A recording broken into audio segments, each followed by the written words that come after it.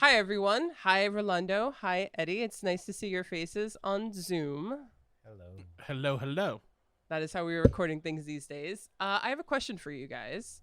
Would you qualify your guys as Trekkies? I am not a Trekkie. I'm a Fairweather Trekkie, by which Fairweather I mean Trekkie. I watch like the important episodes. I remember the important episodes. Mm-hmm. Now I Of used to every version? watch of most versions, I would say. Yeah, because I liked Deep Space Nine. Deep Space Nine, was that Star Trek? Star Yes. Trek, right? Okay, it was. Yes. No, because I was confused. I think I always confused it with Babylon 5.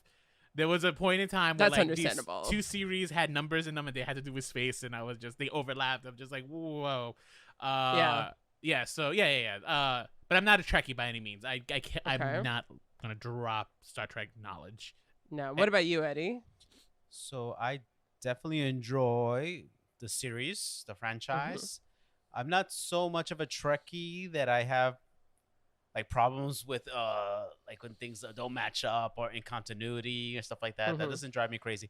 I enjoy the characters, I enjoy the show, and I enjoy the whole optimistic look at the future.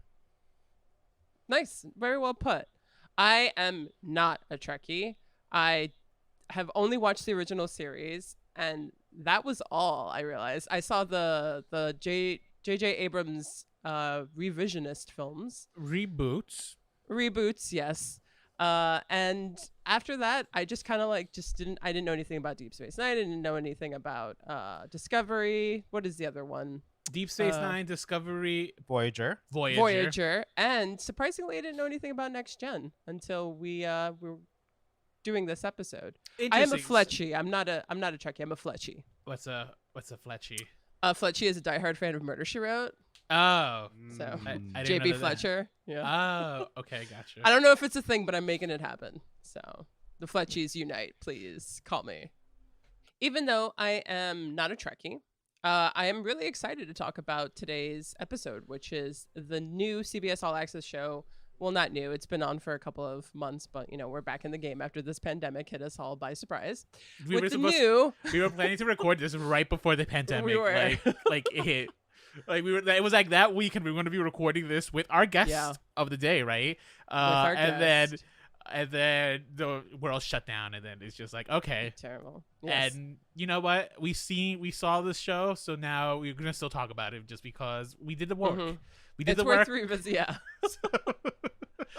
So let's go back in time about 4 months ago and discuss Star Trek Picard, the CBS All Access original show. It's not on CBS. It's just on All Access, right? Yeah, it's just a CBS All Access exclusive. Yes. A reboot of sorts, or just a continuation, which is a revival. So a revival. Definitely a revival. Star Trek Next Generation. Yes. And we're heads up, we're not talking about any of the films. We're just focusing on the TV show Next Generation and the TV show Picard. With that said, I'm Rolando. And I am Nicole. And this is Remakes, Reboots, and Revivals. An original podcast about unoriginality.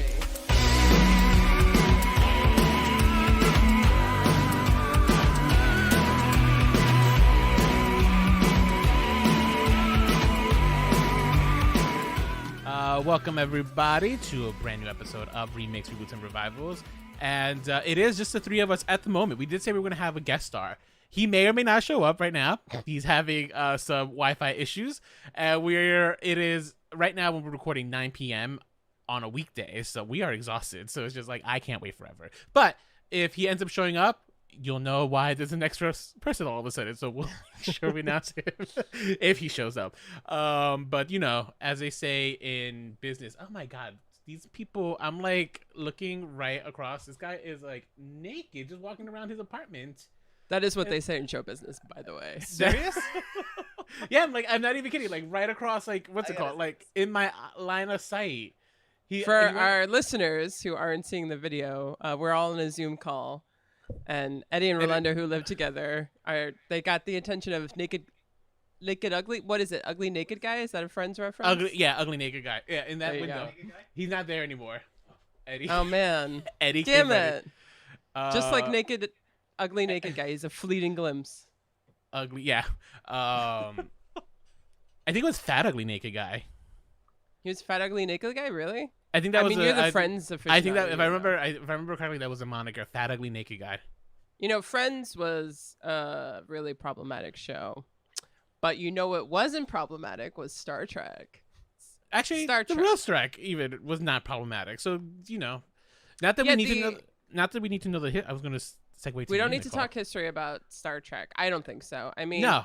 There's so many other podcasts and YouTube videos and documentaries that do it better, and we all know pretty much the basic gist of Star Trek. Mm-hmm. But I myself don't really know that much about Next Gen. I'm more of the original series. Spock, Kirk, the Scottish guy, Scotty. Was he Scottish? He was Scottish. Beam me up, Scotty. Beam me up, Scotty. Like that kind of stuff. That's like the Star Trek that I know. That was in Bones. Bones. What? Wait, what? What's Bones? Bones. Doctor. That was a doctor. He was a medical officer. What was his nickname? Yeah. Bones. Yeah. Bones. But we're not talking about the original series, so I'm kind of like trudging waters that I've never been through before. So I definitely need the help of you guys, a Fairweather Trekkie and a Trekkie. Mm-hmm. So when we do talk history, because the history is important to discuss this new Picard series. History is not my forte, Nicole. I apologize. It's totally cool. Oh, man. I won't be able to tell you much history other than probably the basics and stuff. But let's get to it. Let's talk a little bit of Star Trek Next Generation, which I argue is one of the best Star Trek iterations. I think it's better than the original for sure. Okay, hold your horses on that. It is. And I also think Captain Picard is easily I think a lot of fans agree he is the greatest captain of the entire franchise. Diplomatic, very, very. I wonder, not charismatic. Would you consider him charismatic? You guys have seen a few episodes at this point. In his own way, but if you're going to give congeniality awards, that goes to Kirk. Like, fair. 100%. Yes, I agree with you 100%. No, he's more diplomatic. He's much more. I think he's just like a very noble person. And I mean, like, he is clearly someone who is about the rule of law, but like rule of law to benefit all mankind, right? Because he will still stand up against unjust laws that he feels. You know what I mean? So yes. I think he's just like a stand up like guy, Mm-hmm. So that is Picard and stuff, and that's just talk about the character. Let's not even talk about the history. But Eddie, do you know the history of Star Trek Next Generation? In what sense? Do you know when it came out? I do. You do. So, well, for those who might not know, the original Star Trek series came out and lasted only for 3 seasons in the 60s. And Star Trek was essentially not really anything other than like an animated TV show and a couple of movies in the 70s until the creator, Eugene Roddenberry, or just Gene Roddenberry, decided to have a new generation of what is it, Starfleet? Of a captain and his Enterprise. His crew. Enterprise is the ship. Starfleet is the government. It is the body of government. Okay. Military. So that's kind of where Picard comes in, and the reason why Picard is so important is because he is the captain. His name is Captain Jean-Luc Picard. Wow, you didn't say it in your French accent. Jean-Luc Picard. Jean-Luc Picard. Uh-huh. So that is who the character is. The Next Generation actually was much more successful than the original run of the Star Trek original series. Next Generation lasted for 7 seasons. Yeah, it came out in 1987, right? Mm-hmm. And lasted till 1994. 94. Damn. Okay. Yeah, and it really expanded the world of Star Trek. Oh, we're getting a guest. We're getting a guest. Here we go. Someone's beaming in. Oh my God. That was a great reference. He got beamed in. Yes.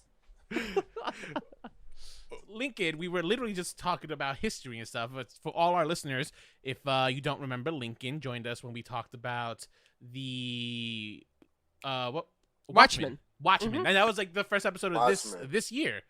I was gonna say, I don't know why I had it in my head the other HBO show, the Golden Compass, but I was just like, no, that's not right. That couldn't be it. Yeah, no. Although that was I like Golden Compass. Oh, that was a good show. So yes, Lincoln, welcome back to Remakes, Reboots, and Revivals. Thank you, guys. Hey. And with that said, Lincoln, we're actually talking history of Star Trek and stuff. Do you know the history behind Next Generation? Yes.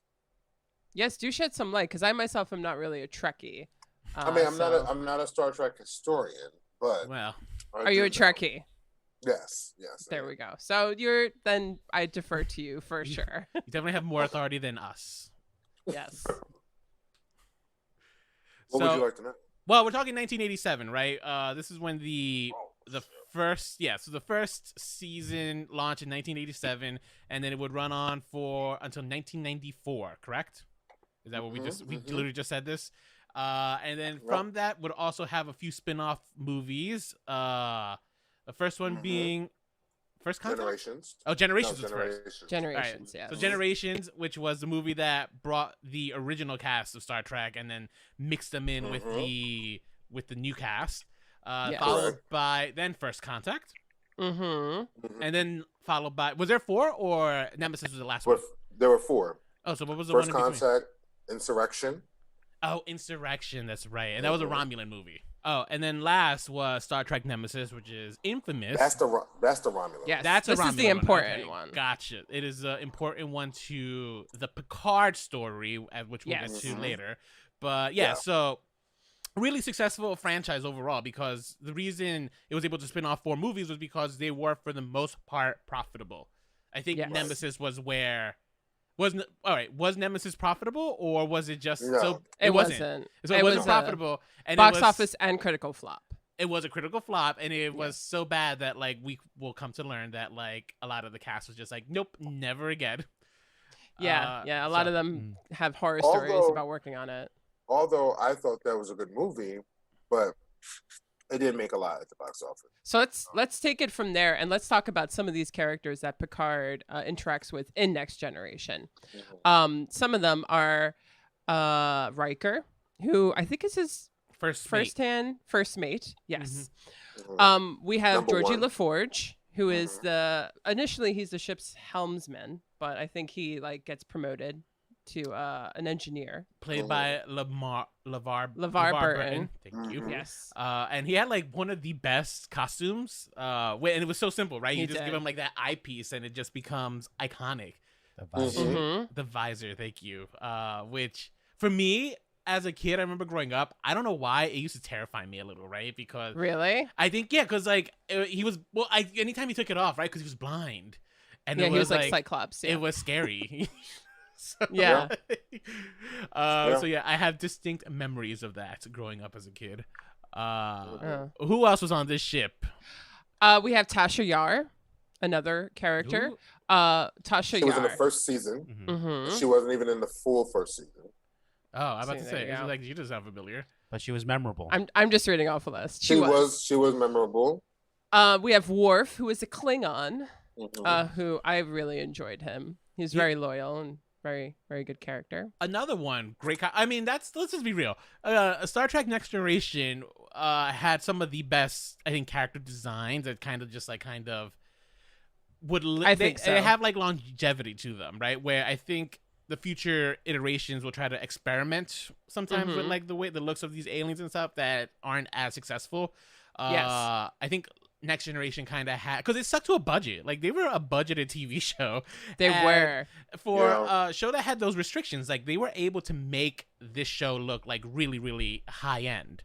Even including the space travel and stuff. So which is what is very, I think, actually adds to the charm of the show. I think it's very charming how it's trying to make like a lot out of very little. But to just go down the cast list a little bit, we have Deanna Troi, who's kind of a second favorite of mine. And psychic. An empath.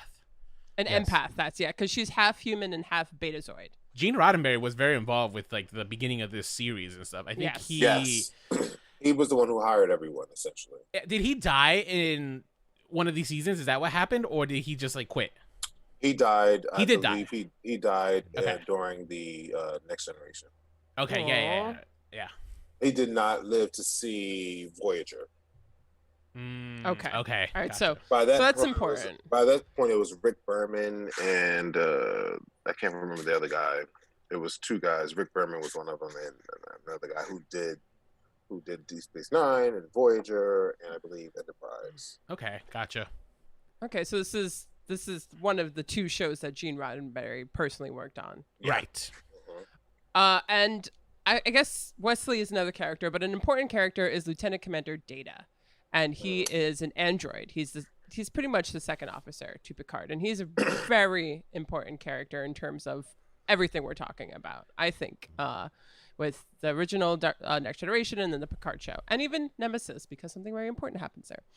But before we get there, fun fact though, Data was actually also, I think, my favorite character. And really? You know why? And this is going to be weird. So my dad had albinism, right? And there was like a similarity that Data had in terms of the skin tone to him, and there was just like a connection that I had instantly with that character. Weird, right? So no, I mean, my dad was just like, he was just like, he had no pigmentation, right? Which is not the same as just being like a pale white person. Like, it was like, it's different, right? And there was a similarity in terms of like, I mean, he's not gray like Data is, but there was like kind of, I saw similarities there as a kid. I used to watch a show with my dad, so.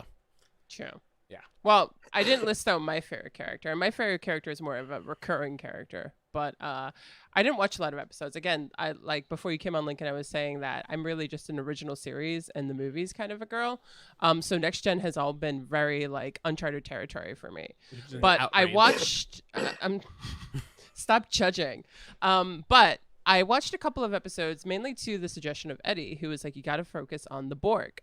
And that introduced me to a character named Q, who I really liked. Yes. Such a dick.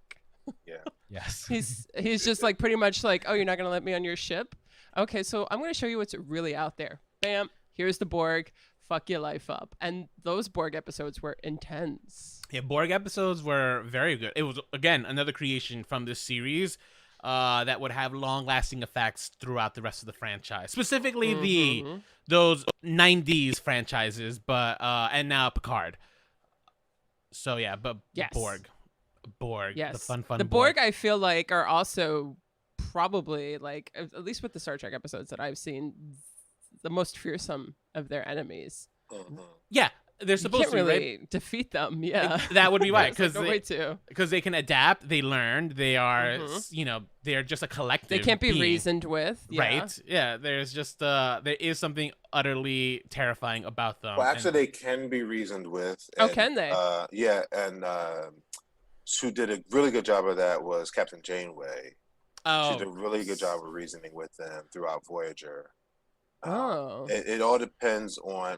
It's all about leverage, and because the Voyager, the Borg are not infallible. They're not, all knowing. So there are ways to get around them. So by the time they reach Voyager years, I mean, the Federation has a lot of experience at this point dealing with the Borg. So to in her credit, she does have that for her advantage versus Picard, who was the first person to really interact with the Borg. So wait, I'm sorry. Is there a female captain for Voyager? So yeah, I was going to mention that That's right. Captain Janeway is the first female. Janeway. Yeah, she's the first female and captain. And only. Oh, that's right. I guess even until Discovery. I was going to say that. Yeah, I was because gonna Discovery say, she becomes Discovery seemed like. Even Discovery, the captain was short-lived. She died in pretty much the first couple episodes. This is also true. And was replaced by a man. So. Oh, jeez. But to Discovery's credit, the lead actor, the lead star, is a female. Is a black female, to be quite honest. So even though she's not the captain, she's still, the show revolves around this black female. So don't think that because she's not the captain that it doesn't take. Actually, yeah, you actually might be interested in Voyager. That's another, like, the 90s series of Star Trek are actually all pretty genuinely good, I would argue. I know that People I did think not like it. that's, I was going to say that, right? Like, there was a lot of backlash to Voyager, and I genuinely do believe it was sexism. Yeah, I think a little bit of it was. But no, I mean, this kind of like reiterates the fact though that like Star Trek has always been kind of a woke show, for lack of a better term. Like, it has always kind of really tried to. Gene Roddenberry always imagined a utopia, right, with Star Trek. That was always his goal and stuff. And I think that's one of the beauties of the Next Generation, right, where he was able to kind of expand on that idea of a utopia. Interesting. With like his characters and stuff. Like there's like races between like different species is a different story, but I'm talking about like when it came to like the human race, like there was no color, like, right? There was like no it was viewed differently, right? And it was kind of it's a beautiful thing, right? Like there's just no other way of saying it. And so I would argue that though. Oh, honestly. Yeah, so would I. By all means. Oh, really? Whoa. I mean, maybe I'm still seeing it with rose-colored glasses from as a little kid. Well, you're I'll right admit when that. you say Gene Roddenberry tried to create a utopia view of Star Trek, but keep in mind you're still talking about a modern day audience. So Star Trek Star Trek Next Generation works so well because you still had a white male lead. Fair. And mainly two white male leads if you count Riker as well. Right. And Worf was honestly a stereotypical black person. He was very angry, he was very aggressive, he was very big, he was very macho. It fit in a very stereotypical black role. Interesting. In a lot of ways. And the entire Klingon Empire really does step into a very stereotypical black perspective. Okay. It wasn't until Deep Space Nine when you had a black captain that I could say, okay, let's see how this rolls. But even still, it was surrounded by an all-white cast. You know what I mean? So it really, no matter how much you try to make a utopia, and I'm not trying to take away anything from Gene Roddenberry or Star Trek, because I get the idea and I get the premise, but we still have to understand that, and even as me as a comic book creator, I still, although I want to convey different voices and minority voices, I have to understand that there's still a white male audience that consumes this primarily. And at the end of the day, they're going to be the ones to determine if we're going to continue on for 5-7 seasons. Right? True. And so, yes, to your point, the underlying message is the utopian, everyone is equal, everyone's fair. But when it comes down to the actual delivery of the content, we have to still acknowledge the fact that it's still feeding the same narrative, no matter how you do it. And even Marina Sirtis even spoke to that as Deanna Troi, where she was complaining about her role and her depiction as the counselor. For sure. Okay, fair enough. You guys, you it's true. You got me there. I have no counter argument to that. Yeah. But actually, let's talk a little bit more about Star Trek. Q, we just mentioned Q, right? Who I think is pivotal with the... Is he as pivotal to the Borg storyline, or is he just a pivotal to the Enterprise storyline? I think he just... storyline. To the Borg storyline too, right? Yeah. Yeah. And I just love the way that he's like kind of like the antagonist of, and enjoys being an antagonist of Picard, because Picard is always just so like put together, and he's always like, Q, get off my ship. I can't do Picard. It's a very Batman Joker relationship that they have. It is, right? Yes. Yeah. It's this weird kind of like dance that they continuously, I think, at least from what I saw, they do with each other. Yes. That makes it so intriguing as a villain. So I really appreciated Q, especially because like just like that, he showed them probably the most atrocious species in the universe. So it's true. You failed to mention though my favorite recurring character, which was Guinan. Played by Guinan. Oh, I just used to call her Whoopies. Even that.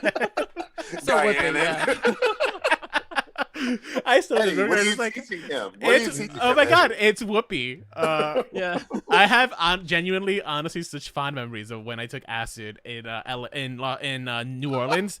Right, it was during Mardi Gras, but like there was a certain point where we got too scared towards the end of the night. Like it's wearing off, and you just get scared because there's so much things going on the street. So we just kind of went back to the hotel room, and what do we end up watching? The episode where we first meet Q. Star Trek. It was playing on TV. And we that's what I saw. We just ended up binging those for a few episodes. We were just playing on TV, and such fond memories of just watching the show. And that's also why I first realized, like, oh my god, it's Whoopi. I forgot she was in this show. In that episode, though, she felt their presence. I mean, forgive me if I'm wrong, but the Borg wiped out her race. Yes, right? They did. Yeah. And then Picard came to consult her about it and said, listen, you don't want to mess with these people, don't even try. And he ignored her. And that is not a very admirable quality in a captain, if I were to say so myself. Go ahead. If you put I'm the gonna lives let of everyone at your ship at risk just because you just want to keep on going, and somebody's literally telling you, "Hey, this wiped out my race, so maybe let's just like leave it alone." So Not the best option. I mean, that's very typical human though, because I even in my personal experience, I tell people all the time, don't do that, and they just are like, oh well, you know, I'll see what it is anyway. You know, people do that regardless, right? Yeah. So that's number one. That's just human beings. Like we always think that we're different from the person who went through it. Number two, he's an explorer. So all Starfleet is about pursuing new life, you know, making first contact, exploring the unknown, you know. No matter how many do not enter signs that there are, he's just going to keep going. Which kind of hints to white supremacy in a little bit, you know, or superiority complex, you know, where it's like, well, even though you went through it, I'm going to do it, and I can do it better, right? That's pretty much how it came off. Which is it's fair. like, listen to her. Like, you consulted, but and whatever. she's like 500 years old. Like, how? Yeah, could come on. If I remember correctly, he didn't know that then when she did warn him. Like, she was still like I mean, even to this day, she's still kind of a mysteriously shrouded character. Yes, she is. I mean, he knew who she was. Like, he was very intimate with her. Like, he knew her story, her background. When you say that, do you also think that the characters like had a thing? No? It's just me. She would never. No. Wait, first of all, who could turn down Jean-Luc Picard? He's actually very, very handsome and like very, very attractive. Yeah, but she has like 100 kids already, so it's like that's fair. There you go. Yeah. She's not beat. Yeah. She's older than everybody. So. Which one of my favorite scenes is the first time that like Q and Guinan, Whoopi, the first time they like encounter each other, right? They're just like both like ready to fight, which is hilarious too because like Q's like this all-knowing being, and the fact that he's kind of like intimidated or even like scared of her says a lot about her character too. Yeah, interesting character. But yeah, which goes back to Nicole's point was like if Q's like taken aback by Guinan, why the hell are you not listening to this shit, right? It's like he's the most fucking powerful with you being with this, in the universe is like, oh shit, you got like her on here, like, and you're just like, oh, I don't listen to her. Let me go ahead anyway. Like, come on. Seriously. Well, let's see if he learns his lesson because in season 2 of Picard, she's coming. That's what I heard. Oh, that's right. I heard. Yes. Oh, hey, Yes. that's nice. Good. I'm glad. I want to see more Whoopi in my life. That'd be cute. And so that's going to be a good season to see how well they treat her, Do they still treat her as this sage that works in the bar? Or are they going to really see her as like this all-knowing, really respected person? Which is a common trope, right? The magic black person. Yeah, the black woman. You know, the black woman who's just like, you know, the nanny or the mammy in the background just whispering, "Hey, I don't think you should do it." You know. Yeah, why is she a bartender on the ship? Like, why is that her job? Because she's a lone survivor. Did they explain it? Wait. Did they give her the job? Did she No. volunteer for it? Did she want like something more calming? It's her thing. She like listens to people. Like her people she's are listener. listeners. So it's just a So bartender. it's like the whole thing of So a Deanna bartender Troi listening is to the counselor and she's the bartender. Okay. Well, keep in mind, she never went to Starfleet. She, if you remember Generations, she was a refugee, and so that's how she stumbled across the Federation because they saved her from her ship. I see. Although I did wonder if she did get asked and she was just like, hell no, I'm busy with The View. No, he asked her on The View. Picard came on The View and asked her. No, wait, I didn't know that. Shut up. I told you. Oh, I didn't know. Oh, wait, I genuinely did not know that it was on The View. Okay. You're not listening to Eddie. Eddie is telling you. Now I'm Picard. So beautiful the way he did it. Yeah, he did. Aww. Like, it was a very tear-jerking moment. If we could find that on, that on notes. YouTube, yeah, we'll add that to show notes. Yeah, we'll add it to for the show sure. notes, That sounds like a very cute moment. But we are getting off topic. Let's talk about Star Trek Next Generation. Let's talk actually more about the Borg and Data and Picard, because this is all stuff that's important it's for more so Data's relationship, Picard. especially also bordering into Nemesis, because I do think that the Picard series really takes off like it uses Nemesis as its kind of like playing field that it's going to have a relationship with. I didn't see Nemesis when I started the pilot. I had to stop the pilot and go back and find it because I didn't know a lot that was being referenced. Now, I know that Riker is technically the ship's first officer, but from what I saw, and I did not see a lot, I would say that Picard has more of a special relationship with Data, even though he's his second in command, right? Well, yeah, and Data's also synthetic, right? Like, I think that's what they call it, right? Synthetics, synths. Okay. But so you have to watch the series to really understand their relationship. I mean, Picard went to bed. It was a time when Data was going to be seen as property of Starfleet, and Picard had to serve as his kind of like lawyer and defend him as a sentient being. Which is easily one of the best episodes of Star Trek. The Measure of a Man. Yes. So that really solidified their relationship from that point on. You know, Picard had to really come to terms of who Data really was. Before, he didn't really look at Data like that. And then he had to really see that Data was more than just a machine. And he then advocated on his behalf to fight against Starfleet. There's actually a very funny YouTube video available online in which lawyers critique that episode from like a legal standpoint. Really? to see is this argument valid? I won't spoil it because we're gonna add that to the show note for sure. But that is a very, very good. But that episode again. I think this is some of the other things that like is interesting with Star Trek, where sometimes they have like the space exploration, sometimes they have those space battles, sometimes they have those like phaser gun battles, right? But like a lot of Star Trek is also really good because of Jean-Luc Picard's monologuing. And he does a lot of monologuing throughout the show. But, like, the writers were really good in terms of, like, really giving him, like, really, really profound monologues. Where I think, because I would argue as, like, someone who wanted to be a screenwriter, like, that's the first thing you hear from teachers is, like, don't monologue. And he would usually go on these tangents, and they would usually still be very, very successful. I would say The Measure of Man has like some of the longest tangents because he's literally making a legal case as to why Data is not Starfleet property, but rather an actual officer. I would also say that from what I've seen of Star Trek, of the original series and The Next Generation, there's something very theatrical about Star Trek. It doesn't want to kind of shy away. It's like it plays as like an adventure of the week show to me. Yeah. But it also makes it like if it was on the stage. And sometimes things become incredibly theatrical. And because they're dealing with like, I think Star Trek in its own way likes to deal with like issues. And it wants to speak to like a more contemporary mindset. That's when it has that nice blend between adventure and intellectual.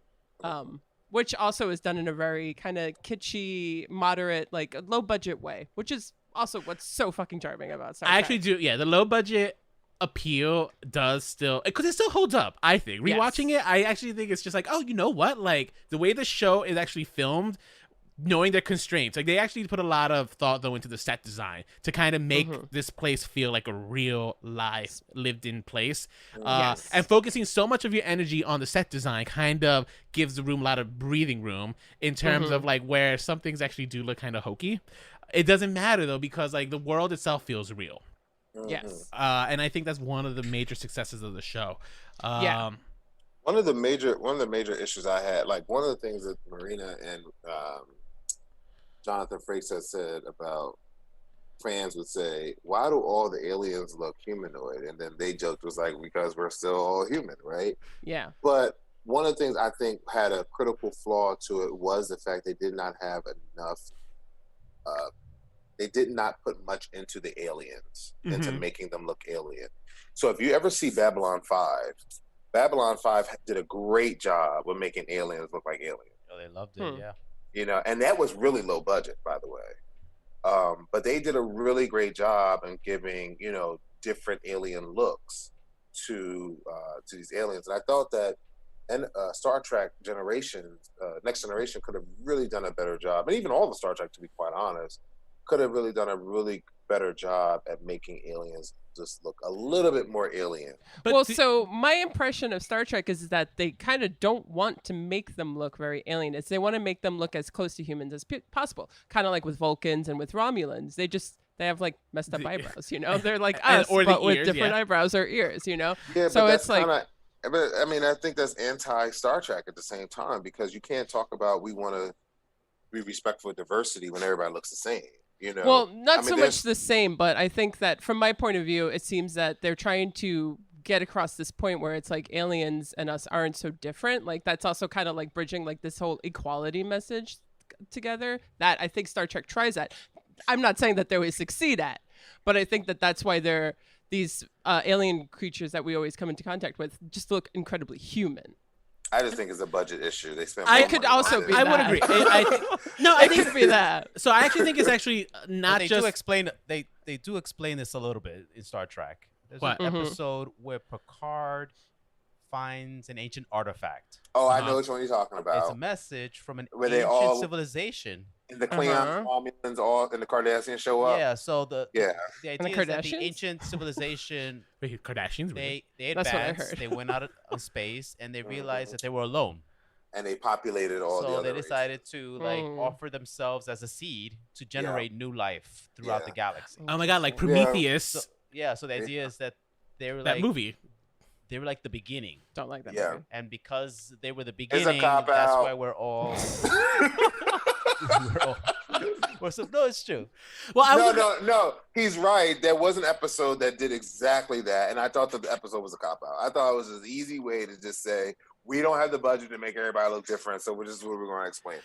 I genuinely think it's budget, but I also do think it's also at the same time almost homage to the original one, where like they were also working on a constrained budget, and everything ends up looking humanoid with just like either some like paint on it or some like extra hairy parts. You know, that's about it, which I think is fine. Like that is part of the appeal. Keep in mind, Babylon 5 had to kind of create its own voice, basically, right? And if Star Trek is doing like the kind of humanoid looking monsters, I think that's a complaint that I also have with some of the shows that are put out even nowadays, where like every monster of the week still looks like just a person wearing like a piece of prosthetic, right?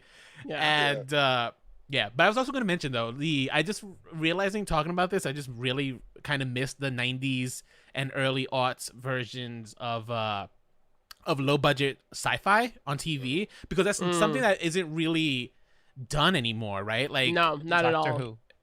Oh, Doctor Who still tries to do that. All right, that's good. That's kind of all right. Maybe I will check it out. I know that you love that show, but I'm not. You know, there is something kind of endearing about those properties where, which is probably actually why Star Trek, the original one, is still like beloved, because it is. Well, because it's also not so much about the glitz and the glamour of space and, you know, everything that they go through. It's more so the stories. And that's the one thing that I think Star Trek tries at, and sometimes it does succeed, is that it tries to really always maintain its heart. You know, that Picard has so much love for his crew and the relationship that he has with them, that it's really at the end of the day, like, it's all about the heart, which was, I don't know, like, and I'm not trying to segue this early into the new one, but I kind of felt that was lacking from Picard. Did you? I don't agree. I can't wait for me us to personally, get into this argument. I did. So, but I will agree with you though. There was also, it wasn't just the love that Picard had for his crew. The crew had this also. Oh yeah, no, they major love for him. I think one of the best episodes is easily the one where Jean-Luc becomes a Borg. A Borg, yeah. And now I think that episode is actually smart because it's not all really told from the point of view of Captain Picard. Most of the episodes actually told from the point of view of Riker, and the fact that, like, you know, he is considering like trying to, you know, put in the paperwork so he could become a captain, right? Yeah, and that woman trying to take his job. Yes, that's the other thing, right? So he was dealing with those old internal politics. But I think what made that episode so good was the fact that he got thrown into this fucking shit show because like fucking Picard was a Borg. You know, again, smart one. And that episode obviously has major ramifications for Captain Picard because now that experience is gonna ripple out. Not only from the Enterprise, but how people relate with him. Like in Deep Space Nine, the commander of Deep Space Nine was affected by what Picard did when he was a Borg. Wow. And even now, that trauma is gonna lead to what we have right now, Picard. Well, let's get into Picard. So Picard takes place 20 years after Nemesis. 20. Okay, thank you. I actually didn't know that specific. I was going to actually say Is that how long it was since the movie? Like also? Kind of, yeah. Okay. Yeah. I think so. It was about 18, 19 years. Okay, gotcha. All right, cool. Cool. And at the end of Nemesis, yes, I was going to say that. That's what I was going to say. So wait, you guys remember Nemesis probably better than I do, but I remember basically the end of Nemesis that we know is that Data dies. He sacrifices his life so that way Jean-Luc Picard can live and continue to be a captain. And he would go on to be an admiral. Am I making that up? Yeah. Okay, good. I'm all right. I was about to say, it's just like I could have been making all that stuff up. And by the time we get to Picard, as you guys mentioned, 20 years after the events of Nemesis, he is now retired. And we find out that he kind of retired for, I don't know, is scandal the right word? What would you guys describe it? It wasn't a I scandal. wouldn't describe it as scandal. He resigned. It's disgrace, though. Political. No, it wasn't disgrace. It was kind of a disgrace. No, it wasn't It disgrace. kind of, well, it was an treated ultimatum. him like it was. Yeah. He made an ultimatum. He said gave them all- Starfleet does not live up to their ideals and continue with the rescue of the Romulan people. He no longer feels that he can be part of Starfleet. So either do this or take my resignation. And they took his resignation. Which is so this is actually one of the interesting things about like why the show was kind of a little bit timely. It's almost a critique on the Trump administration where you have a lot of these like officials who have I'm not even kidding, right? You have a lot of officials who've been in the office for so long and stuff, and they don't have the fortitude that like Picard's character does. And obviously it's a fictional character, you know, but like this is kind of what's it called? It's a critique on that. The fact that like, you know, like, you know, you have like this president who's running the country amok and stuff, and you have these people who can stand up to him, but they won't because they're cowards. Where Picard tried to do that, but we see that at the same time that the system will get you. You know, they took his ultimatum. They're just like, all right, well, you're fired. So yes, so he retires. Fired. He resigns. He resigns, or you know, it's similar to what happened to that. What's it called? The district attorney this week, you know. And I just want to preface that because we can't assume that Starfleet was wrong and Picard was right, and it's easy for us to say that because we know Picard and we don't really know Starfleet, right? And we understand the way it was written, but the reality is that, and I think one of the admirals made this point was like, this is bigger than just how you feel about the Romulans, right? And it's more to it than that. And it's always, and I just want people to understand that in life, just as in the story of Picard, there's always more to it than just how you feel in this moment. Even if you are justified in your belief, and even if your belief is morally acceptable or correct, there's so much other parts and layers to the story that sometimes you don't just not aware of, that you're just not privy to. And that the decision makers are. So that's interesting, right? Because by that take, the beginning of the show is almost an indictment of Picard's idealism. Yes. It starts off that way. It will not end that way. Spoiler, guys. But there is an indictment to the kind of idealism that like Picard does represent, because I would say that is the shtick. That is Picard, an idealism. And he's a glorified hero in that sense. And I think the show always has done a good job of kind of making him that. But at the beginning, by the time we begin with Picard, he is now not a shell of a man, but he is a shell of his former self, right? The former glory that he was, despite the fact that he does still have these high ideals. And it is because of like his ideals that he kind of gets swept up into this adventure that he falls into. Eddie or Lincoln, do you guys want to give like a quick summary of what that adventure is? Because it is a lot more complicated. No, I'll try to summarize it if anything. Or Nicole, from what you saw. No, you can do it. No, all right, fine. So more or less what Picard discovers is that Data has potentially 2 daughters out in space somewhere. I don't know why they were surprised that like she's in space, because like, you know, all the space travel they've done on their careers. But like she's out there somewhere. And so Picard decides he's going to try to save one of them because he witnessed one of the daughters die before his very eyes. She was killed by Romulan secret police, basically, right? Yes. who are out trying to kill all synthetics. And along the way, it kind of falls into like the Western. It kind of feels like a little bit of Western at certain times, right? Where you're picking up all these people to go on your adventure and stuff while you guys travel. So every episode is kind of like you're picking up someone new, and you're still trying to achieve a greater goal, but like you need these people to help you out, so you're gonna help them out first, right? It feels like very Dungeons and Dragons-y too in that sense. And then they come to discover that there is an entire conclave of these synthetics who have been hiding out for generations, right? Thousands of years, almost, something like that. I could be, my numbers might be, no, okay, less than that. But they've been hiding out for some time, and they've created their own culture and stuff. And I forgot, the Borg ties in there somehow. So this is what I mean. It gets a little complicated and wonky at times, but the Borg is important to the storyline too, because the Romulans have taken one of the Borg ships, and they are taking the Borgs and kind of making them not part of the collective, or they're no longer part of the collective. They're ex-Borgs and stuff, and somehow, some way that's important to this XBs, and somehow, some way that's important to the overall plot. Basically, this is a story about Romulans hating synthetics and Picard trying to prove once again synthetics matter. And, it's interesting because you bring up the Borg, because the Borg serve really no purpose. I agree with you. Yeah. In the show, and I thought that the end, when the signal went out from the synthetics out into space, I really thought they were reaching out to Borg, and I was really hopeful that would have been the come full circle to the Borg being involved, right?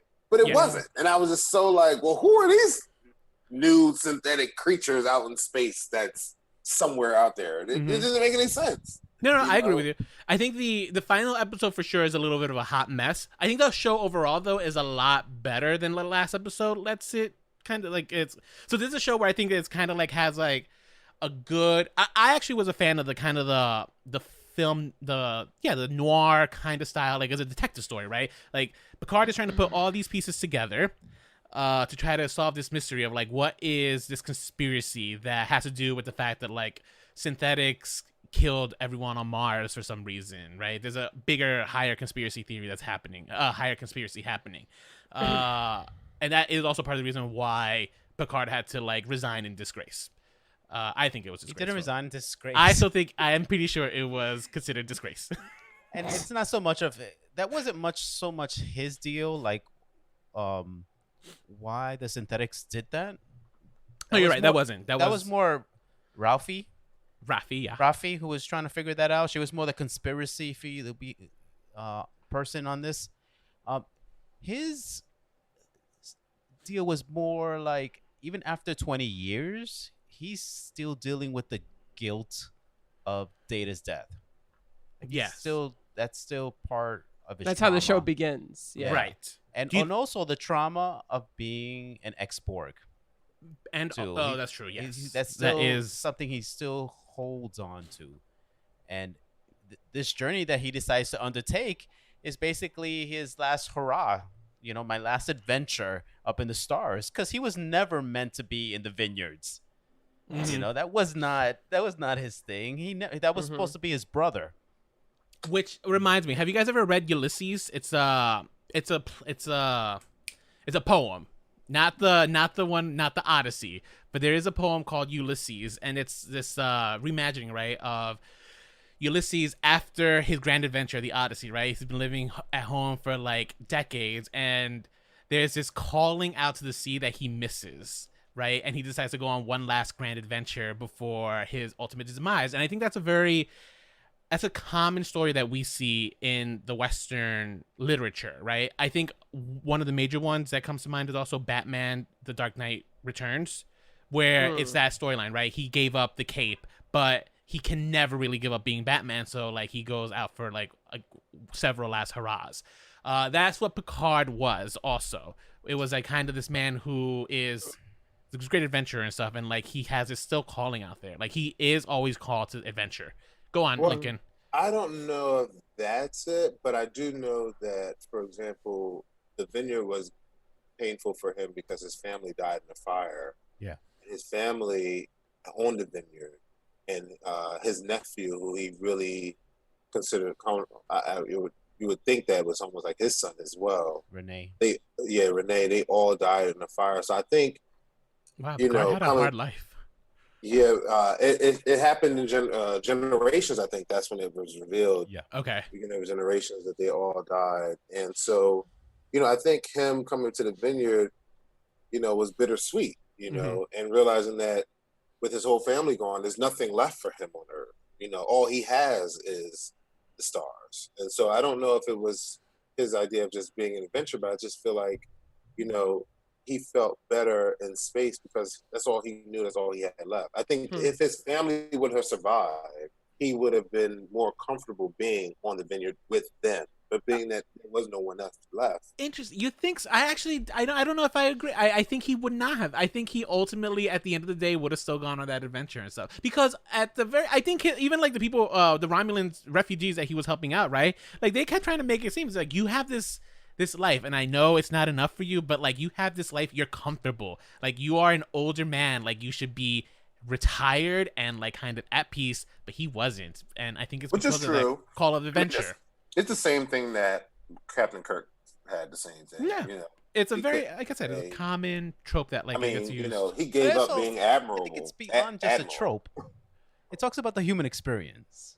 It's about what it is to get older, to feel like you still matter. Yeah. That there's meaning and value in your life, that you still could contribute to the world. And also connecting to the things that you valued and you love. Wow, it sounds like you're describing Joe Biden to me. But I agree, Eddie, because that's exactly, and a lot of people who are older probably saw a very deep connection in that. Mm-hmm. Being on the vineyard is like being in a retirement center, right? For sure. Yeah. I'm no longer active, I'm no longer contributing. And my whole life for 50 years, I was saving people. I was like saving the universe, saving the galaxy.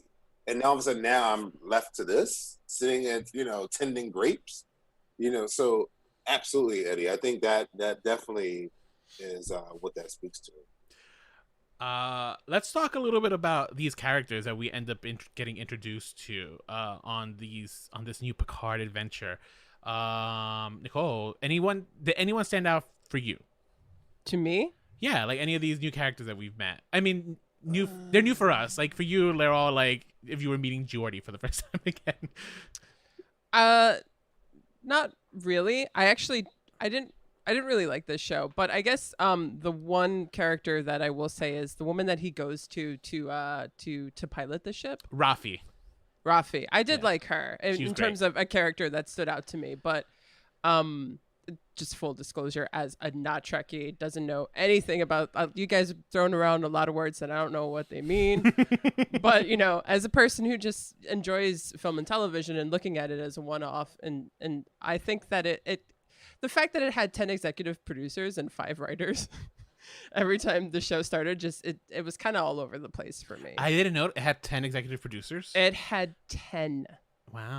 There was this one part where it wouldn't stop. Executive producer this, executive producer that, and it just like kept coming. And I was just like, okay, this is already like a what is they call it? Like a red flag. Right. Okay. Fair. I think I should know these things, and that's why it kind of felt like a little slow paced for me. But I also just didn't really enjoy the tone of the show. So interesting. I don't know necessarily if you did need to know those things, right? Because even me, as someone who was a casual Star Trek fan, at a certain point, I asked Eddie, it's just like, wait, is this like canon? Like, did this like the Mars attack? Mm-hmm. Did that really happen in the show, or is this like brand new canon and stuff? And I think a lot of the things that ends up getting introduced to the show outside of Data's death is kind of new that they're introducing specifically to the show. Right. So you're not. It feels like you might be at a disadvantage, but the truth is, like, if you're a brand new Star Trek viewer, you might not get as much enjoyment out of this show, but you could probably still follow along because it is pretty much a new story.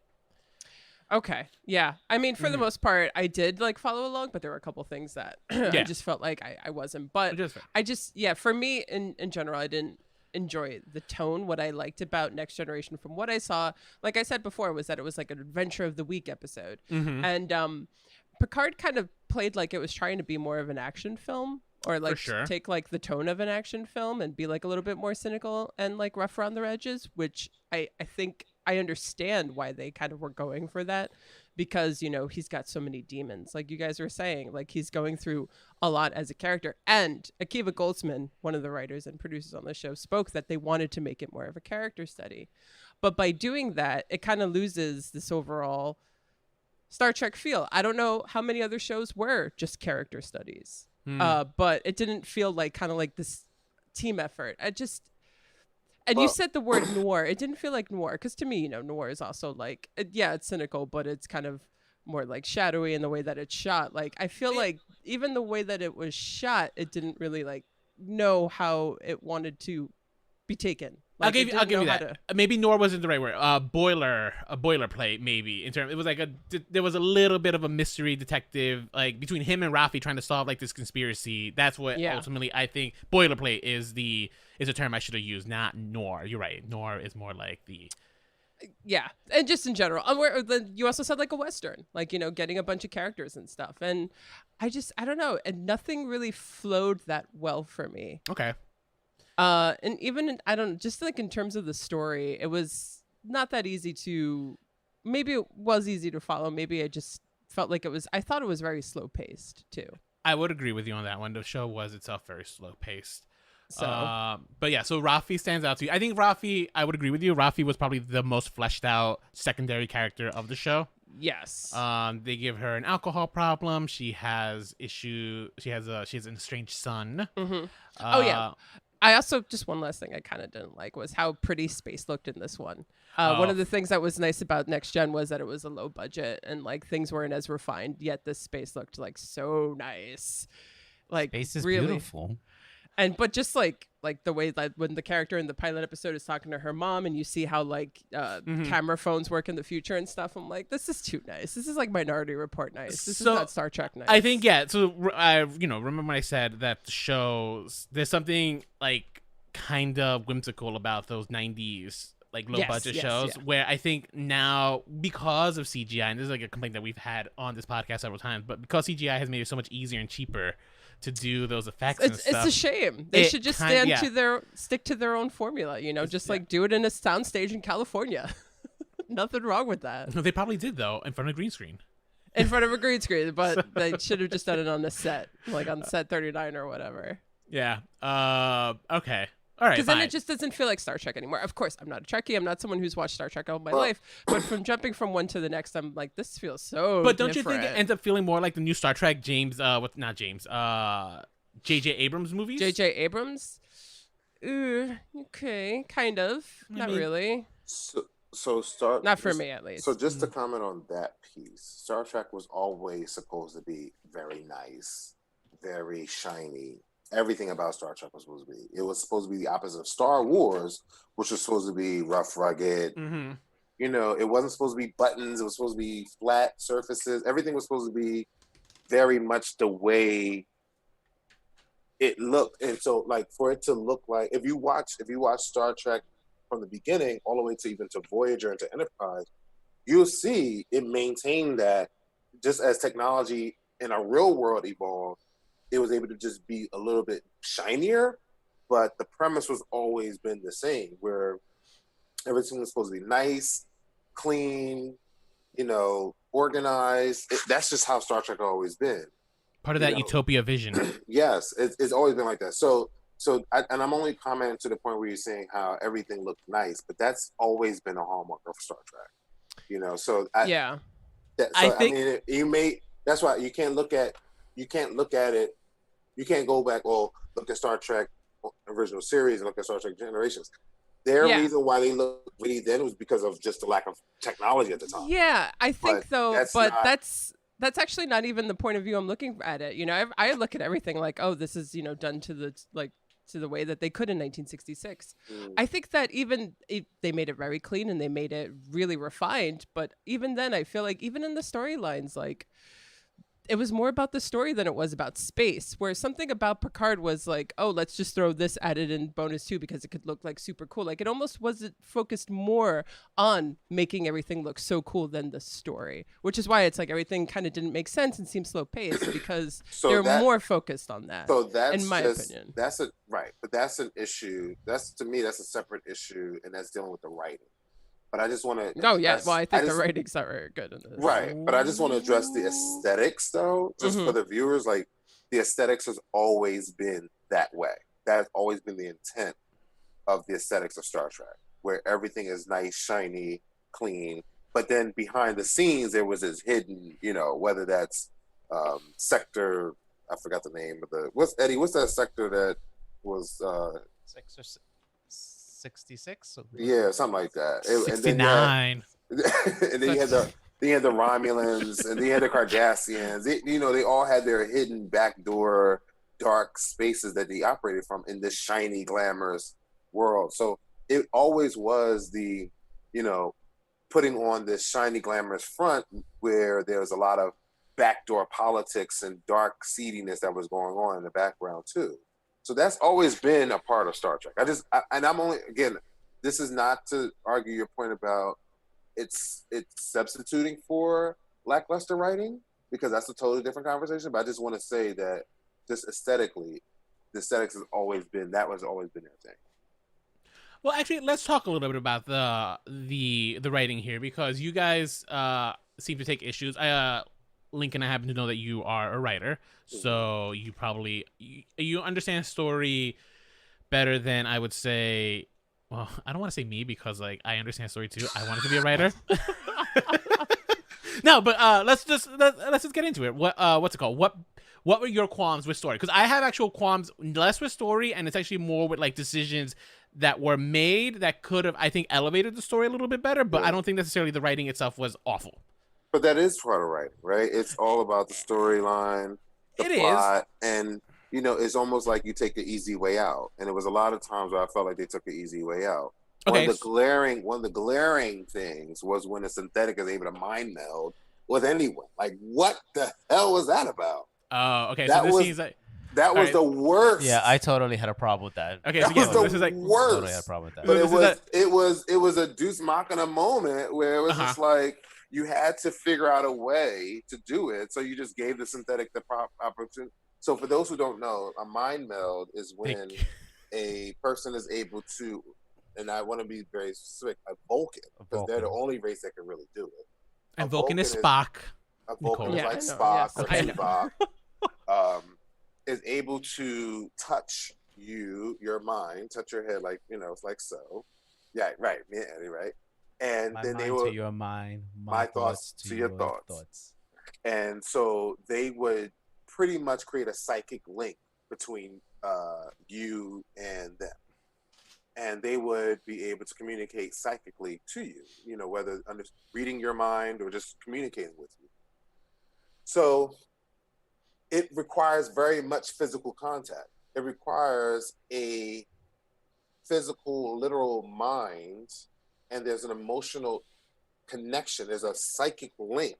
When a robot is able to make a psychic link, it is not factual, because robots do not have a psyche to link. Interesting. Well, isn't that the whole argument though about this show that it was trying to make, that these aren't just synthetics? They're actually a higher life form of synthetics? No. Because even if you follow through Star Trek, it was understanding that even Data was evolving, right? Even Data got his emotion chips allowed him to be better than he was, or closer to human.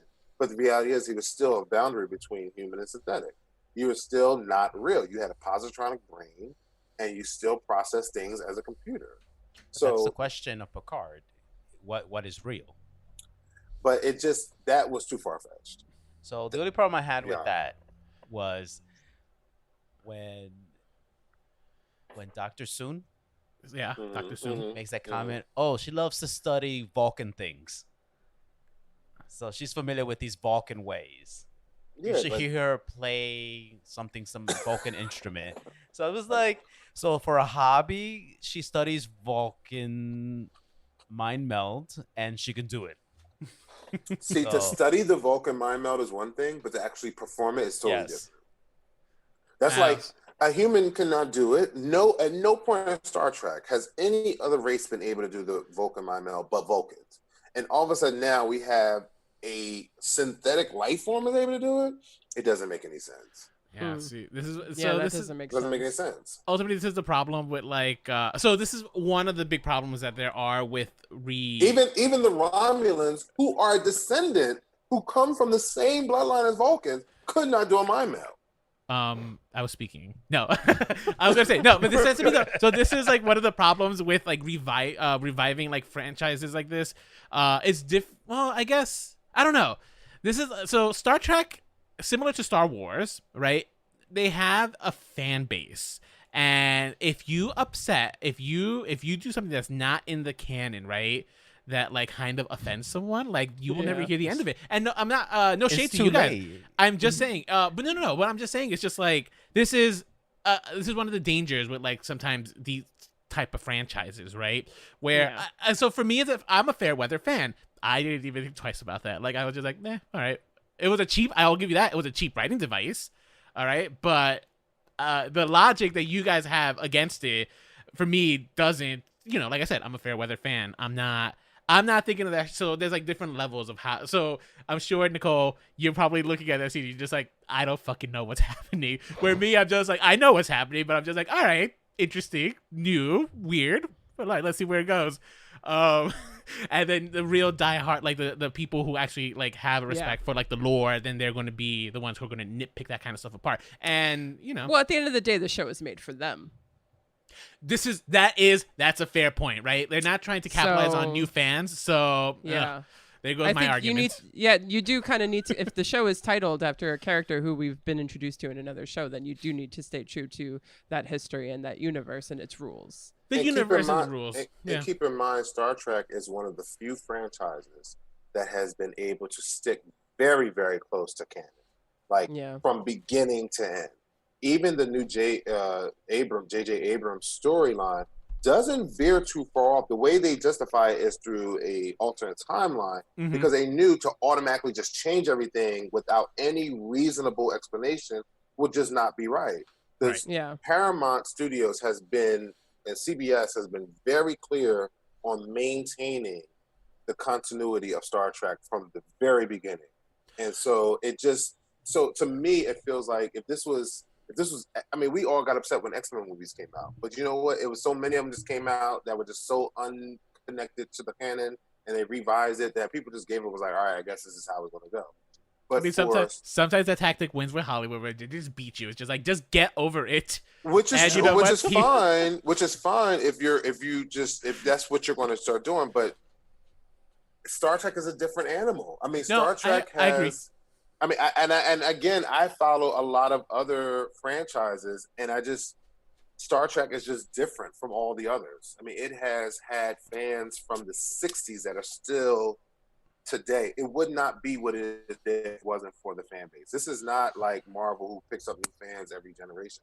This is fans that have been true to canon from, books, encyclopedias, dictionaries have come out all on Star Trek.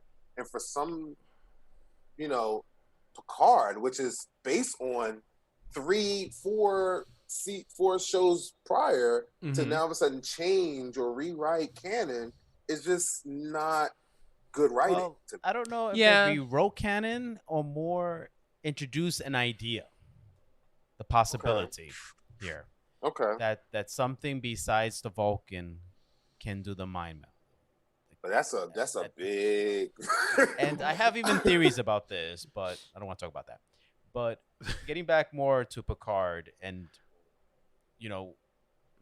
what is Star Trek now, and what is the Federation now? Like, now we're seeing kind of like the dark side of the galaxy, because now we're encountering a world where the Federation is not protecting the people there, and people are living in very lawless societies, where you reintroduce the character Seventh of Nine as a ranger and a protector. I will say one thing that I did like about the show was this idea of the mistrust of this government. And yes, I think it does. That speaks to very, like, now I think from what I've seen, and correct me if I'm wrong, that there's not much questioning of the higher power of, like, say, Starfleet in Star Trek. It's very much like kind of like obedient, like follow orders and do what you're told. Is this, am I correct, Trekkie fans? Is this one of the first times we're actually getting like kind of like not trusting Starfleet, not seeing the darker side of it, and this isn't the first time? No, there was a few moments, very few moments in Star Trek Next Generation, but there was even more moments in Deep Space Nine. Okay. And Deep Space Nine, because of the whole war with the Dominion, and so there was a lot of backdoor deals going on and shadiness going on there. But all right. Well, it wasn't the first time, but you are being about lied the character to. Picard. This would be the first time that he's dealing with all this. By himself. Yeah. But which is not having the crew, not having his ship, but he's dealing with the brokenness of the Federation and it not living up to the ideals. That's the thing. So I think Lincoln said this earlier, right? Like they never explicitly say that, like, the Federation is not the bad guy here. The Romulans are, right? But the Federation here is not the bad guy in the sense of that they are actively doing evil things. It's more like they're turning a blind eye, but they're turning a blind eye because they kind of paid a price when they listened to Picard at one point, right? And they felt that price was too high to pay, right? So they ended up coming around by the end of the series, but like the show never explicitly says that the Federation here was bad. It's more like they're not living up to their high standard that like the previous series have painted them. And I think that was an interesting route to go for the show. They could have explored it a little more, I think, but they still gave, for the people who do want, because I think there's a large percentage of the fan base that kind of prefers to see Starfleet being the good guy, and they still got that payoff at the end. Yeah. So I think what Picard is moving towards, and this is what you're going to also see in Discovery as well, is that the Federation cannot continue to be the police. It cannot continue to be this utopian for all. And eventually, you know, it just cannot maintain itself. It's grown too big to provide for everyone everywhere. And I think that they're wrestling with that in Picard, that reality, that there's just like, you know, we got to cut our losses some places, and we can't save everyone. We can't do everything. We can't be everything to everyone all the time. Yeah. And what we're seeing in Discovery, from what I've seen in the trailers and the teasers, is that there is no longer a Federation as we know it in the far future, because it's grown too big to provide this utopia for everyone. Which reminds me, so Discovery Season 3 is going to be going deeper, further into the future than the series has ever been. But up till then, right now, Picard has been like the latest into the future that we had been to at any point, right? So I think introducing that new conflict for the franchise, which is like where the Federation isn't what it used to be, I think that's an interesting route to go for a franchise as a whole. Yeah. And I mean, if you want to relate it to real life, I mean, that's just the reality of everything, right? You know, you can, at some point, you still have to make these decisions that you can't save everybody at any point. You know, you can't continue to provide what you've always provided for everyone, especially as you grow. And you're constantly trying to, you know, in your quest to help everyone, you then can silence people too. We've seen that with the Maquis, right? Where they're trying to make peace between Cardassian and Maquis all the time, but someone has to be the loser. I keep hearing Kardashians. Oh, so Cardassian is just another race of people. Oh, okay. Like what we have here on Earth. Right. Yeah, there you go. Burn. So there is one more thing I want to bring up, though, before we actually kind of do wrap up the episode. In terms of writing, I think here's where I think the biggest flaw for the show comes from. And mind you, I'm like I said, I'm a Fairweather fan. I think the show for me was fine. Wait, Eddie, where are you going? No, he's done with this episode. Right, he's finished. He's done. All right, but my biggest, I think one of my biggest qualms with the show comes from the very, very end, where Picard. And this is a spoiler alert, guys. Sorry, but Picard dies by the end of the series, and then through some like logic, right, he's brought back to life as like kind of a golem, right? No, wait. There's not logic. No, you're right. There was logic to it. Like, they introduced this idea already in the series, but for me, ultimately, it kind of felt like a cop out. Like, I think the show would have been successful as a swan song, just letting him die, and that is fine. Like, there was no need to like make him well, basically he's a synthetic now. Yeah, it was no point in making. It was no point in making him that. He could have just lived his normal life out. They could have just played it where he just grew of old age. They did not have to make him die, only to put him in a synthetic body, just so he can live another 3 years. Like, it just doesn't make any sense. They put him in a synthetic body that will age and deteriorate still. Right. So it's just like, okay, cool. So what was the point? What was the point? Interesting. It didn't make any sense. It wasn't just to have a season 2. They just kind of like according to the writers, they said that they always wanted him to die, but come back, because that would be closing the chapter. I'm just like, when you die in real life, you die. There's no point. Seriously, you don't get a chapter after that unless you're Buffy. Unless you're Buffy. Fantasy. Unless you're what? Buffy. Unless you're. She died twice. But here's the thing. And like, Xena died a bunch of times. Sorry. Yeah. Patrick Stewart is literally old. Power. And he can die at any moment. For sure.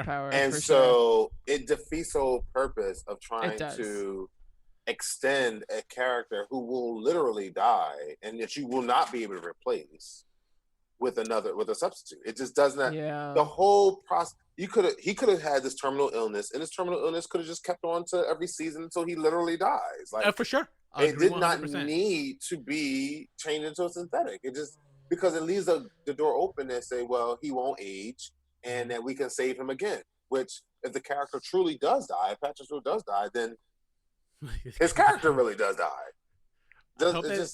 Not that I hope that Patrick Stewart dies, but I'm just saying, it's just. I was gonna say, like, I hope like, if it happens like in this middle of season 2 and they have to go like Plan 9 from outer space, I get like someone just covering.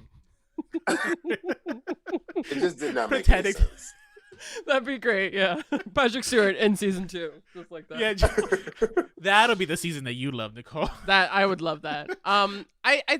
I think based on, I didn't finish the show and it's actually been a while. I rewatched the pilot with my girlfriend, but I think that the show had a lot of nice ideas. I just think that the execution kind of wasn't there. Yeah. I think that one of the best things that the show had going for it was kind of like this existential crisis that Picard was going through. You know, so much suffering, so much trauma, and with his own personal redemption that he needed to go through. It just got lost in this whole like secret Romulan agent, 2 synthetic daughters. I don't know, like, I kind of would have liked it if it was more of a true character study without all this added stuff that he had to do and travel to the Borg. I don't know. If each episode he's having dinner with one of his old like fleet members and stuff, and they're just like discussing. Yeah, and they're just like having dinner and high-end philosophy of like space travel. I feel like what it was trying to get across, it didn't necessarily. But you know, if you look really hard, you will find it. But I don't know, it just kind of wasn't there. Also, not a Trekkie fan. There was a lot of things that I do think I missed, and I just also didn't overall enjoy the filming of it. I will say this much. I think where the show delivered for me the most impactful punch was when they kill off Data. They killed off one character for permanently, and that was Data. And I think the reason that was such a successful moment in the show is because media as of late has kind of been exploring this idea of like, what does it mean to be alive, right? We talked about it with Dracula, where when Dracula realized that he's immortal, there's kind of like life is meaninless, right? We've seen it. I think The Good Place is another one that explores that, right? Like an afterlife that's eternal is, again, meaningless. It becomes boring. It becomes stale. This show kind of does that too with Data, right? Because like his subconscious is like still out there permanently just floating, and he wanted to die. And the reason he wanted to die was because even if he knows he's going to die, that gives like his final remaining moments like purpose, because he knows there's an end coming. And that's interesting. It's one of those moments, and you know, I think, like I said, media has been kind of starting to explore this idea more and more, and that's a fascinating idea to come with, because life does, especially nowadays during the quarantine, life can feel meaningless, you know? And, you know, granted, the show came out obviously before the quarantine, but I'm just saying, it's just, there is this idea of like, what does it mean to be alive? And the show, for all its flaws, I think does explore that through Data. And my complaints about the final episode aside, I think that's where I think it delivered the most impactful punch. So you think it did kind of deliver on its existential dread overall? Towards the end, yes, towards the end. For that specific theme that I was exploring, right? And other things, like I said, it kind of like meandered. It had like its highs, it had its lows, but for the most part, I thought it was an enjoyable show. But that's just my thing. I don't know how you guys felt about that. Otherwise, how you guys felt about, I think it seems like we're all upset that like Picard didn't die, but like, what about Data dying? Well, he already died when the show opened, so. Well, he dies again. Yeah. Yeah. I thought it was a very touching moment. It was a very emotional moment for many people. I think, I critiqued the show, but I think the show was good overall. I thought it was great. You know what it was? It was a fan-made show. It was a show made for fans. It was a show made for Trekkies. It was a show made for nostalgic purposes. Like, it really, to bring all the old characters back, to the possibility that more old characters come back. It was really cool. And that's what I loved the most about it. It did have a lot of the writing flaws that we mentioned, but sending Data off for the very last time was really great. Seeing Riker in the captain's seat was really great. Seeing Riker and even Deanna Troi together, finally, of all the movies and all the shows we've seen, was really great. To see 7 of 9 come back, I thought that was just, Jerry Ryan. It was always, it was always questionable what she could ever do with Star Trek as just the Borg, but it was great how they made her into a ranger, and it was really good. So, and I want to let's shout out Jerry Ryan, who has aged fantastically. She looks great, like just crazy how it doesn't look like she's aged much. Hollywood, man, Hollywood. And she did a really good job bringing. And then Acheb, you guys don't know, but in Picard, she sees the young boy on the table, and they're doing an operation on him, and they pull out his eye and all that. That young guy is actually from Star Trek Voyager. He was a rescued Borg. Yeah, he was one of the Borg children. And so it was one of her children, and so that's what kind of put her on this path. By the way, if you didn't notice that, that's what put her on this path in the show. She was betrayed by her lesbian lover, right? And so I think bringing back the old characters, lesbians, am I right? bringing back the old characters and giving them new life, to me as a Trekkie, was very, very important, very, very good, and very well done. And I'm very thankful for that as a Trekkie, to see that. This show was meant for you. Yeah, it really was. Actually, so that answer is actually, you prematurely answered the question that you knew was coming, Lincoln, which was, do you think this show was needed? And it sounds like you think, I mean, I don't want to put words in your mouth. What do you think? I think the show is needed. The premise, I'm going to say, I think the show is needed. And not Picard, but the idea of bringing these old characters back is needed. The idea of bringing these old characters back is needed. I think it probably could have been done better than what they did in Picard, because of the writing and all the other issues that we talked about. But I think they really did a good job in bringing all the characters back, and I think it really was needed because people did miss these characters. People didn't want to just see characters that they've grown attached to, over a course of 7 years or sometimes shorter, just all of a sudden they just didn't see them again. After Insurrection, there was no more movies. So it wasn't like we got to see cast from Deep Space Nine, cast from Voyager, cast from Enterprise ever again. Once the shows ended, that was it. The only characters we got to see over and over again was original series and Next Generation. We got to see them continuously. We did not get to see the others again. So I thought that for that purpose only, it was needed to see them again. Which reminds me, Nemesis. So it was the last movie that came out, and then it bombed. And it was such a bad experience for Patrick Stewart that he vowed he would never do the character ever again. Mm-hmm. And CBS had been trying to do this series for some time now, and they kept going to him with different iterations of the script. And it was finally this storyline that kind of captivated him enough. I don't know. That's what he says. Whether or not they offered enough money, that's a whole. It's probably that.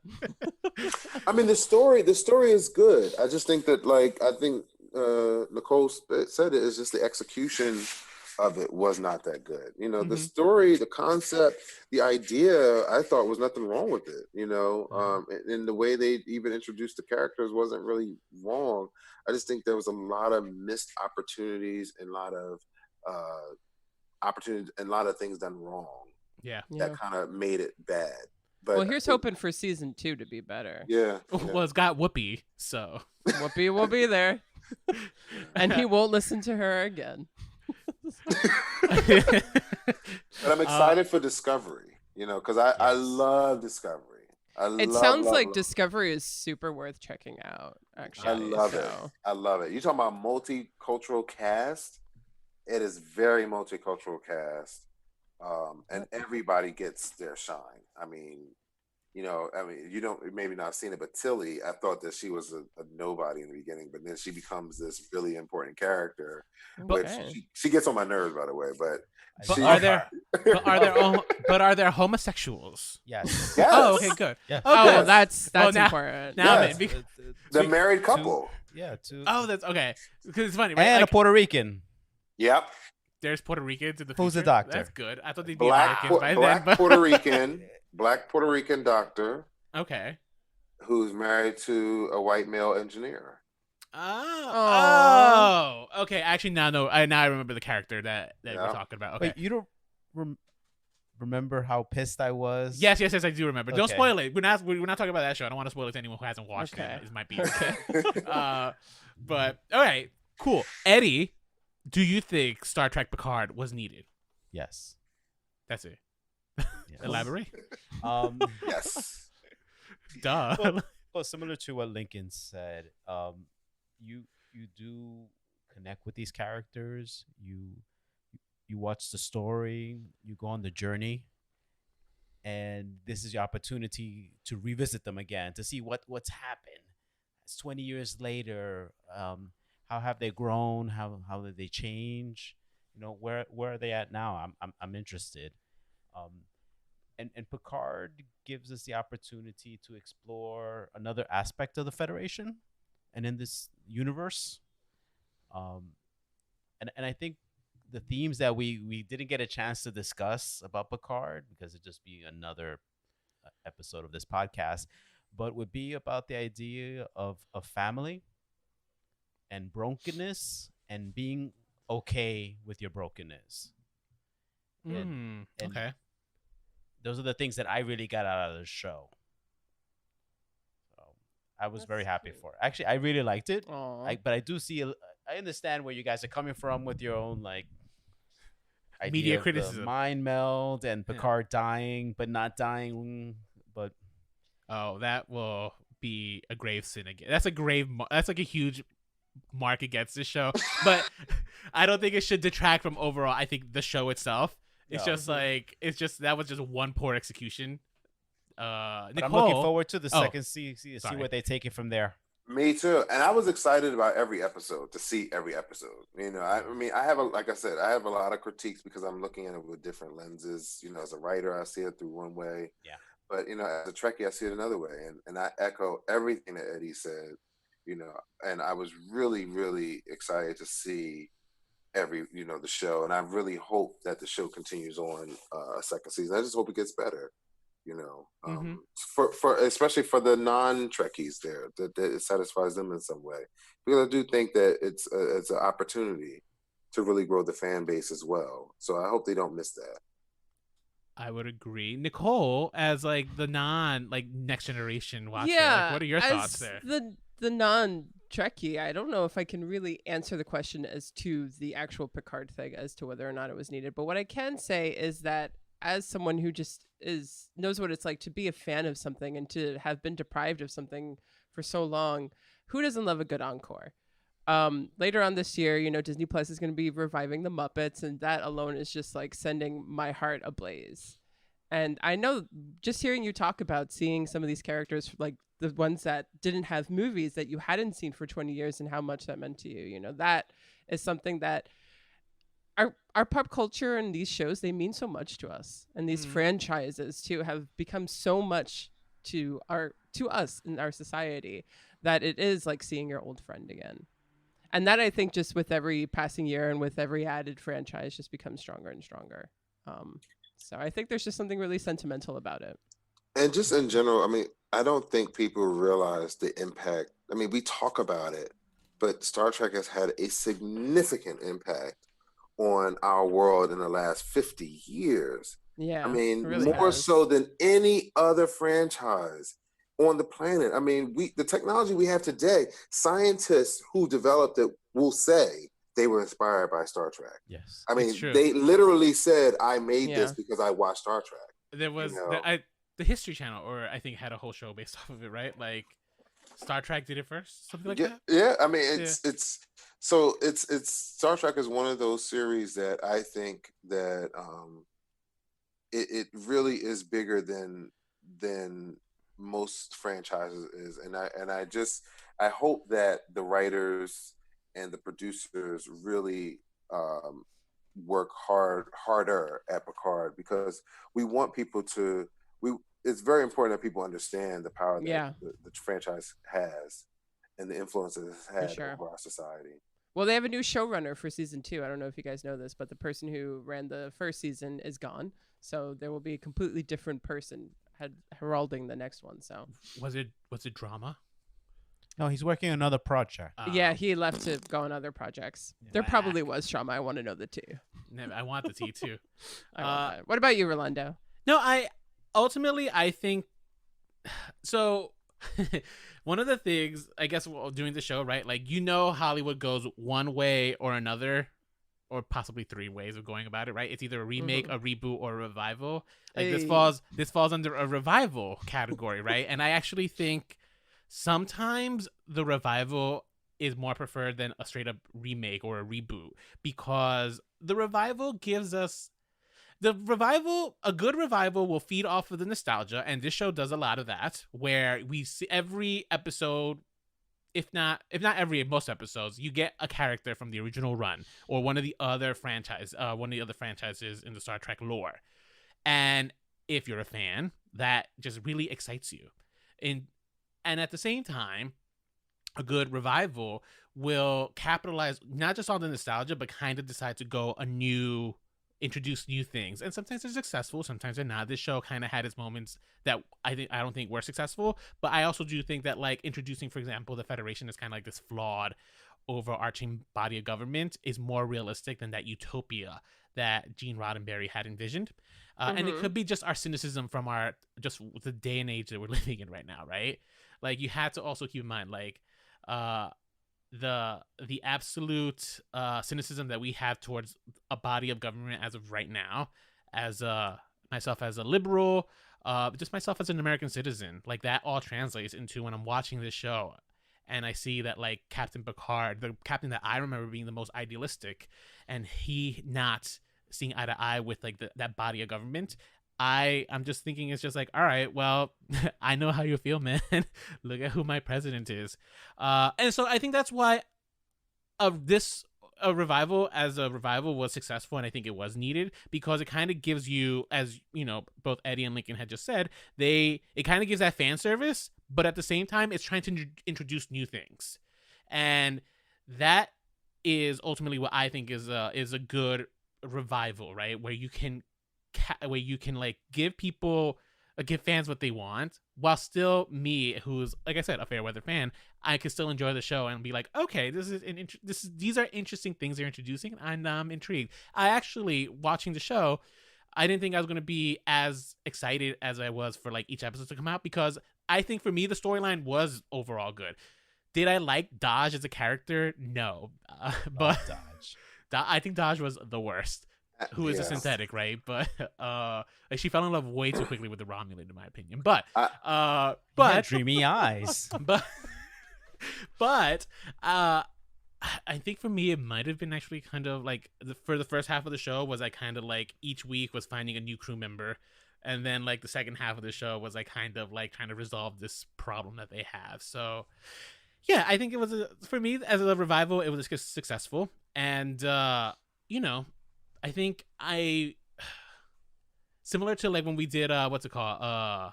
What's that? The Dark Crystal, which was a revival. Yeah. Not a reboot. Where again, though I'm starting to think that maybe revivals are kind of the route that I'm kind of leaning towards Hollywood going, right? Yeah. Where take the old franchise and stuff and just kind of like breathe new life into it without necessarily redoing everything, because sometimes these franchises, they're successful for a reason.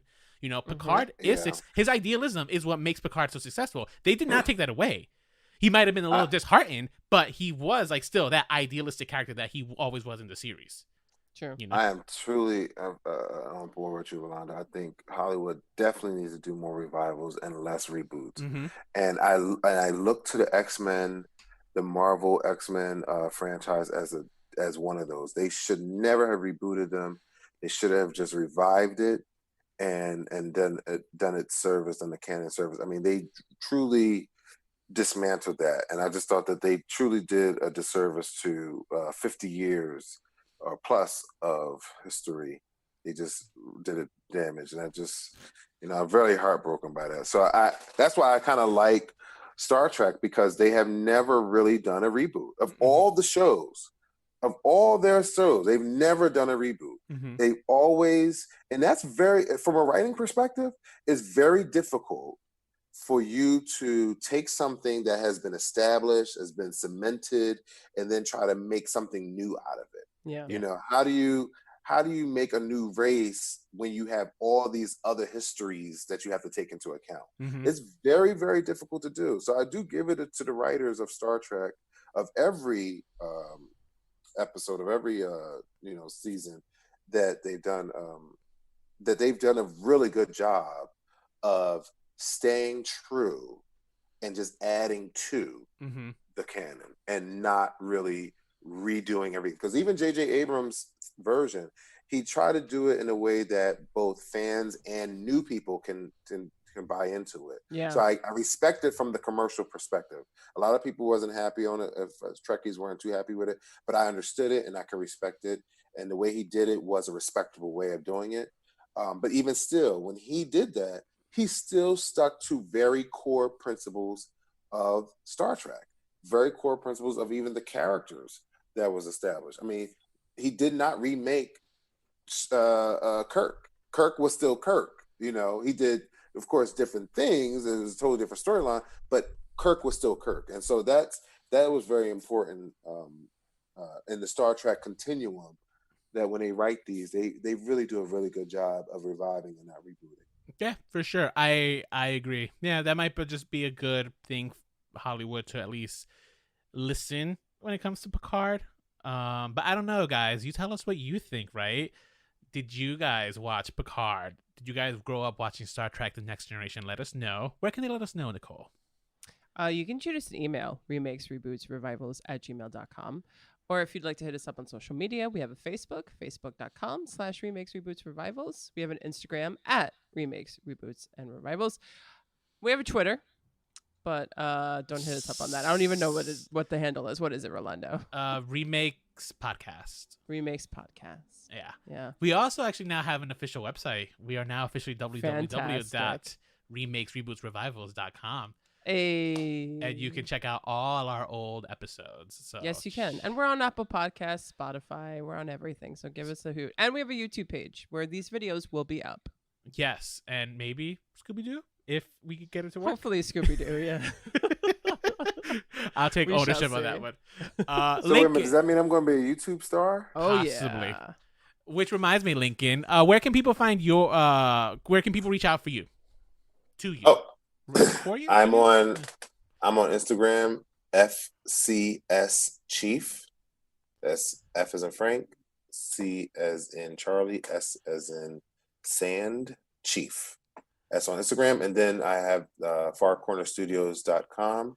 That's FARCORNERSSTUDIOS.com. That's where you can learn more about what I do and the comic books that I write. And then Twitter, it's again FCS Chief. So awesome. Great, cool. All right, well, I think that is it. I'm ready to be beamed to bed. What time is it? It is 11:30 on the East Coast. They're not gonna clean your room. So yeah, seriously, Nicole, I think with that we're done. I think we are. Lincoln, it's always a pleasure. You're definitely going to be back for another episode.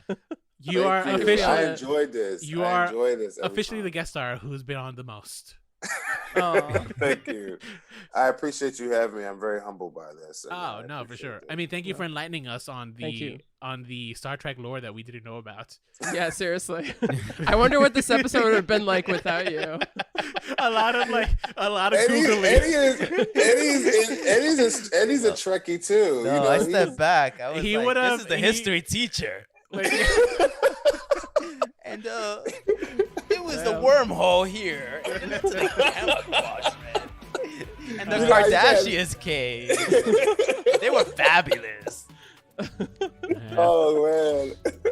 Well, with that said, until Nicole, next time. yes, stay original.